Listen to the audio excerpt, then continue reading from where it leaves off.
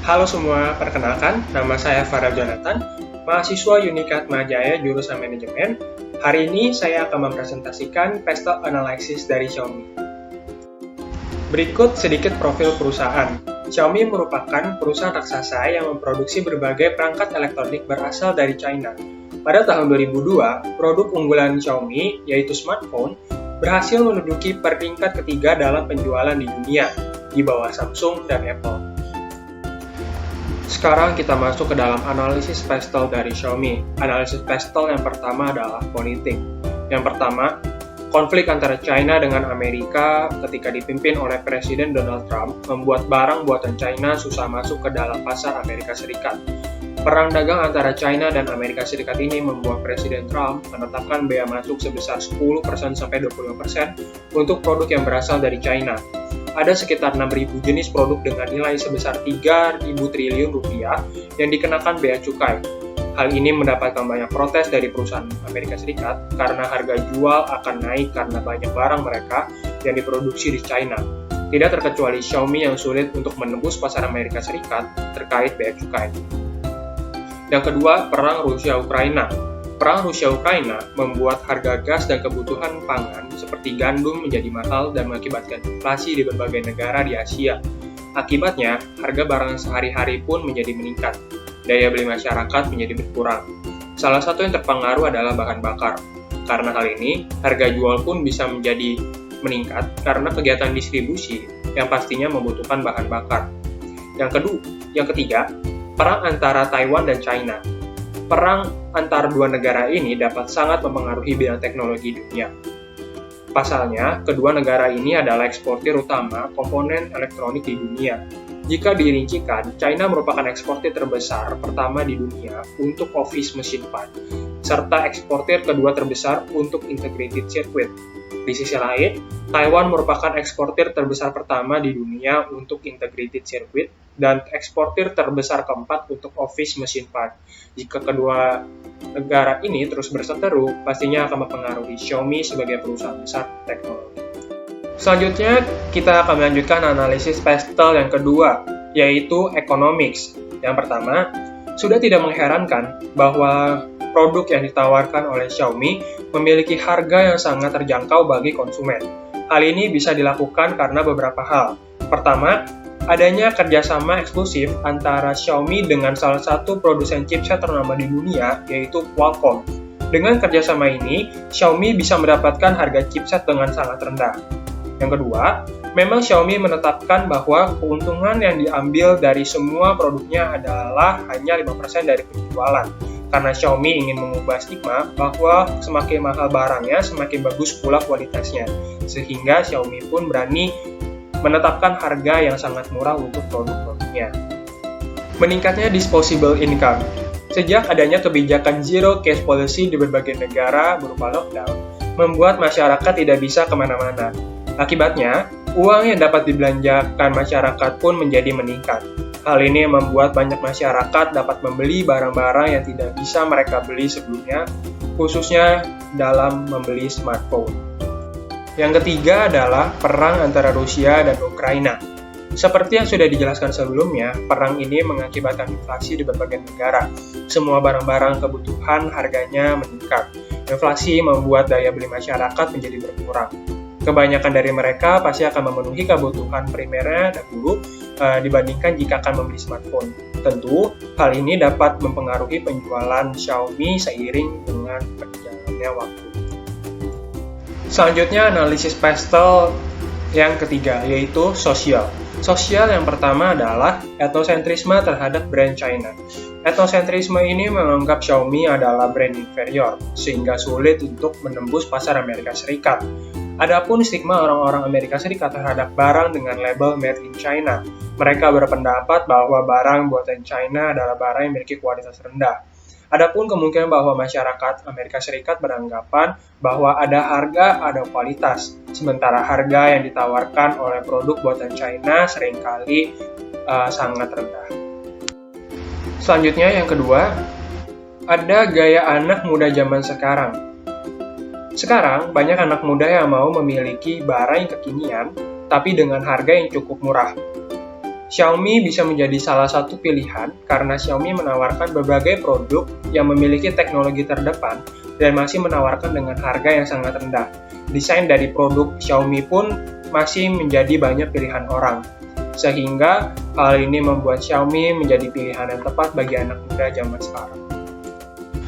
Cost of labor yang murah di China. Cost of labor yang murah di China membuat harga barang hasil produksi di China juga menjadi murah. China dikenal dengan salah satu negara terpadat di dunia. Tidak mengherankan bahwa banyak tenaga kerja di China. Karena banyaknya tenaga pekerja membuat upah pekerja di sana sangat murah. Upah minimum di sana berkisar antara 3-4 juta rupiah. Selanjutnya, analisis pastel keempat yaitu teknologi. Yang pertama, jaringan koneksi 5G. Perkembangan teknologi yang sangat pesat membuat koneksi 5G sekarang sudah ada. Koneksi 5G menawarkan banyak kelebihan seperti salah satunya kecepatan internet yang lebih cepat. Hal ini membuat pengalaman konsumen dalam berselancar dalam dunia internet juga menjadi lebih nyaman lagi. Tentu, perangkat smartphone Xiaomi ini sudah kompatibel dengan menggunakan koneksi 5G. Yang kedua, Xiaomi tidak hanya mengeluarkan handphone dalam jajaran produknya, namun ada smartwatch, smart TV, air purifier, alat kebutuhan rumah seperti rice cooker, robot yang bisa membersihkan rumah atau mini robot, vacuum cleaner, dan masih banyak lagi. Produk Xiaomi hadir di setiap kebutuhan hidup untuk memudahkan semua pekerjaan manusia. Yang ketiga, Xiaomi menawarkan berbagai perangkat dengan teknologi baru, tapi dengan harga yang murah. Kemampuan Xiaomi dalam memberikan produk dengan kualitas teknologi canggih dengan harga yang murah memberikan Xiaomi dengan yang lain. Xiaomi selalu menggunakan komponen-komponen dan teknologi-teknologi terbaru di setiap lini produknya. Tak jarang, Xiaomi dianggap merusak harga pasar gadget karena hal tersebut. Selanjutnya ada analisis pastel yang kelima, yaitu environmental. Yang pertama, greener manufacturer. Negara China sendiri sudah membuat suatu panduan khusus untuk pabrik-pabrik di China terkait dengan standar lingkungan dalam produksi. Semua limbah yang keluar dari pabrik harus diolah terlebih dahulu sebelum dibuang. Tentu hal ini akan membuat kos naik mengingat perusahaan akan mengeluarkan uang lebih untuk mengelola sampah tersebut. Dengan kebijakan ini, dapat membuat harga produk naik dan mengurangi pendapatan. Yang kedua, ada Paris Climate Agreement. Kekhawatiran dunia terhadap kondisi iklim di dunia yang semakin memburuk membawa pada sebuah perjanjian yang disebut dengan Paris Climate Agreement. Paris Climate Agreement sendiri berupaya dalam membatasi kenaikan suhu global, mengurangi tingkat emisi gas rumah kaca, dan aktivitas serupa seperti mengurangi limbah elektronik. Terdapat sekitar 190 negara yang menandatangani perjanjian ini, termasuk China. Oleh karena itu, semua pabrik di China, termasuk Xiaomi, akan merujuk pada perjanjian ini terhadap kegiatan operasional mereka. Yang ketiga adalah e-waste management. Xiaomi ikut berpartisipasi aktif dalam lingkungan sekitar. Xiaomi akan melakukan daur ulang terhadap limbah elektronik yang sudah melewati masa umur pemakaian ataupun yang sudah dibuang. Alasan kenapa Xiaomi mau melakukan ini adalah karena jika limbah elektronik tidak dibuang dengan benar dan tidak dengan bertanggung jawab, dikhawatirkan akan merusak lingkungan dan dapat menyebabkan berbagai polusi. Selain itu, mereka juga beranggapan bahwa dari limbah elektronik itu, masih ada beberapa bagian yang mungkin masih bisa dipakai kembali. Selanjutnya, kita akan lanjut ke analisis pastel yang terakhir, yaitu legal. Yang pertama, panduan perlindungan hak paten dan hak cipta. Pemerintah China merilis sebuah panduan terkait tentang perlindungan hak paten, hak cipta, dan hak atas kekayaan intelektual.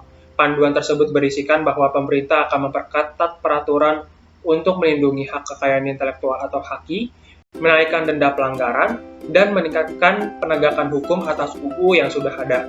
Panduan baru ini menjadikan HAKI sebagai salah satu kriteria untuk mengevaluasi kinerja pemerintah lokal dan menambah insentif yang lebih besar bagi yang memenuhi panduan baru tersebut. Yang kedua, ada hukum ketenaga kerjaan. Faktanya, masih banyak perusahaan di China yang menghiraukan hukum ketenaga kerjaan. Umumnya, pekerja hanya bekerja 40 jam per minggu atau sekitar 8 jam per harinya. Namun, terdapat budaya kerja di sana yang disebut dengan sistem kerja 996. Sistem kerja 996 ini berarti bekerja dari jam 9 pagi sampai dengan jam 9 malam selama 6 hari, atau bekerja selama 72 jam per minggu. Sistem kerja ini pun dianggap ilegal oleh pemerintah sendiri. Sistem kerja ini dianggap ilegal karena bisa berdampak pada kesehatan dan dampak yang paling parah adalah kematian. Namun, masih banyak perusahaan-perusahaan yang menggunakan sistem kerja tersebut, khususnya perusahaan startup.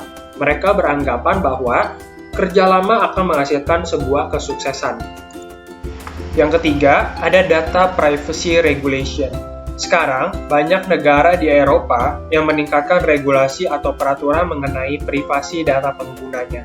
Hal ini membuat Xiaomi harus bisa memperkuat sistem keamanan data privasi pengguna mereka untuk bisa menembus pasar di Eropa. Dari analisis Pestel yang sudah dijelaskan di atas, bisa disimpulkan bahwa ada peluang dan ada juga ancaman bagi Xiaomi sendiri. Untuk peluang, dengan kondisi seperti sekarang, harga yang murah, dan penggunaan teknologi yang terbaru, Xiaomi bisa menjadi pilihan bagi orang-orang yang mau membeli smartphone, terutama untuk anak muda zaman sekarang yang menginginkan teknologi lebih tetapi dengan harga yang murah. Dan untuk ancamannya, dengan kondisi seperti sekarang di mana terjadi perang antara Rusia dan Ukraina, penjualan Xiaomi bisa berkurang karena terjadi inflasi. Sebab orang-orang akan lebih memenuhi kebutuhan primer terlebih dahulu daripada smartphone. Sekian analisis Pestel perusahaan Xiaomi dari saya. Terima kasih sudah mau mendengarkan. Mohon maaf jika ada kata-kata yang kurang berkenan di hati para pendengar. Saya Farah Jonathan, saya pamit undur diri.